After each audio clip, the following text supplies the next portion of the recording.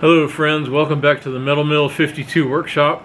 My name is Bill, this is my shop, and we just finished building this beautiful little 3.5 inch gauge LBSC Titch live steam locomotive. And the next thing, this is the project intro for the next thing I want to build. Now that the locomotive is finished, although I don't have a track to run it on, I do want to build a riding car that I could set behind the locomotive and use, sit on it and control the engine as it goes. So this is the project introduction for the next project, which of all things I'm going to be using the Raritan flat car or riding car designed by William or Bill Moorewood that came out in the 1970s, and the design's been refined through the 80s and others. So in this episode, just like all the other episodes that I do when I start a project, I usually go through an overview of what we're building, and I focus in on the resources that are available. So stay tuned and I'll show you a little bit about the hardback book, which is no longer in print but can be bought off eBay or in bookstores and is definitely worth checking into. And I'll also point out the Raritan spiral bound building guide that comes with the castings if you buy them from Joe Tanski from Tanski Model Engineering. An awesome value, very cool thing, and stay tuned and you'll see I'll show you some stuff that's in this book that's not in the hardback book. So please stay tuned. Hope you enjoy this week's segment, and as always, if you have questions, please ask. I'll do my best to answer. If you don't have a question but you thought it was interesting and you'd like to encourage me, please give me a thumbs up. I do always appreciate that, and I love hearing from everybody. So thank you, and I hope you enjoy this episode, and I hope you have a very happy new year. I'm looking forward to building some cool projects and hope to have you join us. So take care, we'll see you soon.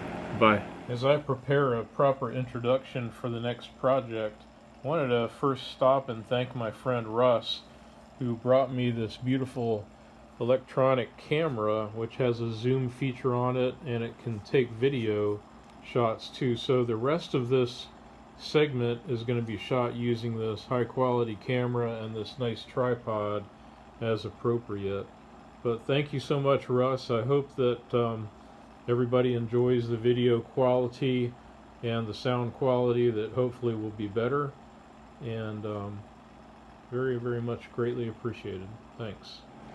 Everybody who's followed my channel and the projects that I build, you already know that I start out each new project video talking about the resources that are available and helpful for building the project. So the next upcoming project is a riding car for the Titch locomotive, and I've started working on some of the parts and pieces which I showed in a previous video, but I wanted to show this book. This is the original book for building the Raritan locomotive. It's a 240 live steam locomotive, 3.5 inch track gauge, just like the Titch. And that's exactly why I want to build the flat car, because it looks like a great design with good brakes. And so I was lucky to get this copy, this book. I don't believe it's even in print anymore, but in this form. But you can find them on eBay, and I was lucky to get this book. It's basically a build series, a collection of articles from Live Steam magazine, and it was published by Wildwood Publications originally in 1977. Here's the table of contents. A gentleman named William or Bill Moorewood actually wrote all of this. He designed the locomotive and built it, and it's the book is beautifully illustrated. It's a lot like the Kozo books. And I did want to show, speaking of Kozo, look at this picture. This is a young Kozo Hiroka, who is the designer of the A3 switcher. If you follow the Blondie Hack's channel, you'll see she's building an A3 switcher. Well, it turns out, this interesting legacy of live steam, Kozo got his start by building a Raritan himself, and then went on to become the father of many other live steam projects like the A3 Switcher, the Heisler, the K27, and others. So very cool connection there. Just thought I would point that out.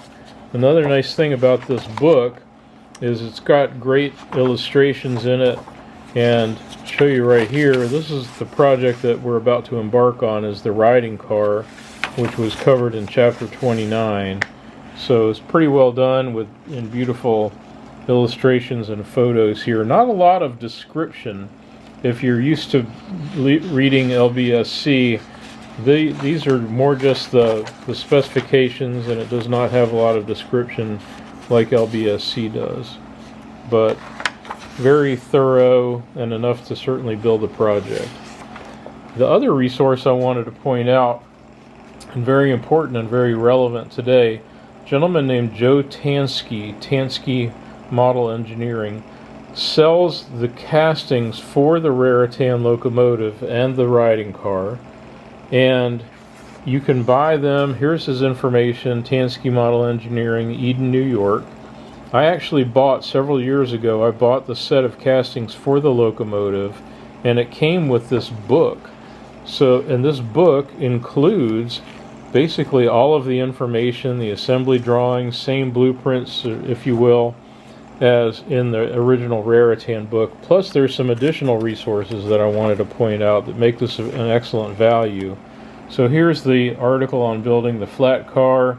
It's this information is identical to what's in the hardback book, and it'll be very, very useful. What's cool about it, and will be helpful for the titch, it actually includes directions on building a small wooden seat for the riding car, and with little foot pegs there. So that caught my eye. Another item of interest is the Raritan propane burner, and this was designed by Mr. Moorewood as well, years after the original design came out. And it really intrigues me because this propane burner has a good reputation. See, here's the drawings. Apparently it works quite well. Looks like he designed it in 1988. So there's complete drawings in this book from Joe Tanski. This is shows the configuration with the burner underneath the firebox. It also has details about the propane connections, the valves, the routing underneath the flat car. So a lot of extremely useful information. And I should say also it has a caboose, designed for a caboose that holds the propane bottle, using a small propane bottle like we use for soldering at home. So really intriguing and extra value that is included in this book that's not in the hardback book. One other additional feature about the spiral bound book that you get from Joe Tanski with your castings is it has fabrication notes for Stephenson's valve gear. So if you wanted to have a reversing lever just like this, like I've got in my Allen Mogul, and versus the slip eccentrics, this has got the whole set of drawings here. Let me just flip through and show you.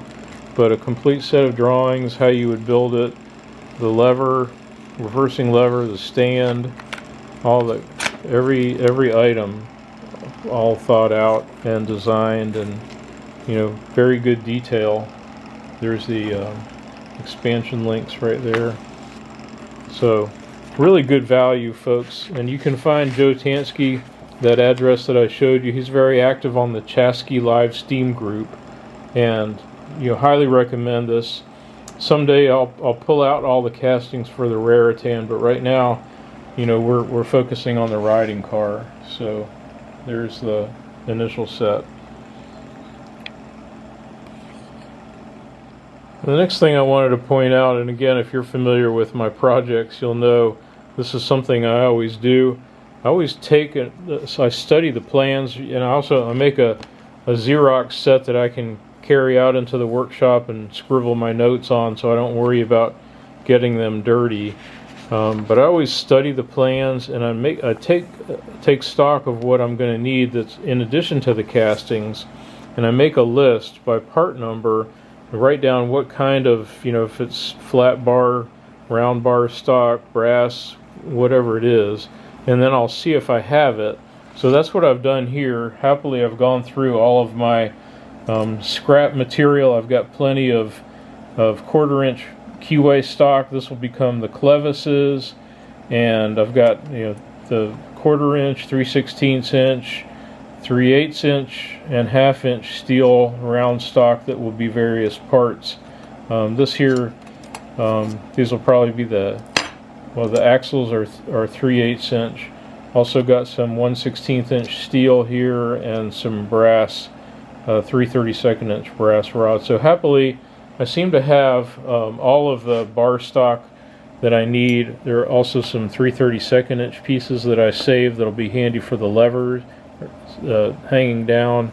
Some 5/16 inch flat stock, which will be some of the brake mounts, and 5/8 inch flat stock, which will be part of the bending jig. There's also some other pieces of brass here that will be needed for the construction of the riding car. So luckily I've got all of the pieces that I need, and I sketched out, you can see a little drawing about how stuff fits together.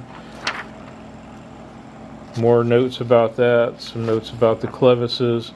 And the next step I always do, I've already started doing, is to measure the existing castings, and then I write down the desired dimension and figure out what the difference is. In other words, how much material needs to be removed. So if it's a distance like that when you're measuring across two sides, I'll subtract the difference, then divide by 2. And so the numbers with the little asterisks here, those are the numbers that need to be removed. So you can see it's about just under a 1/16 of an inch, a 32nd of an inch right there, and so forth. So there's not a lot of material that needs to be removed, and I've already started actually on some of those bolsters using files. Also the spring plank, spring plank, same idea. Traced it out, measured the actual dimensions of the castings, and then I'll go through and make my notes about how much needs to be removed. So let me put this away, and I'll do another shot here, just show you what I've done so far with the spring plank and the 2 side castings.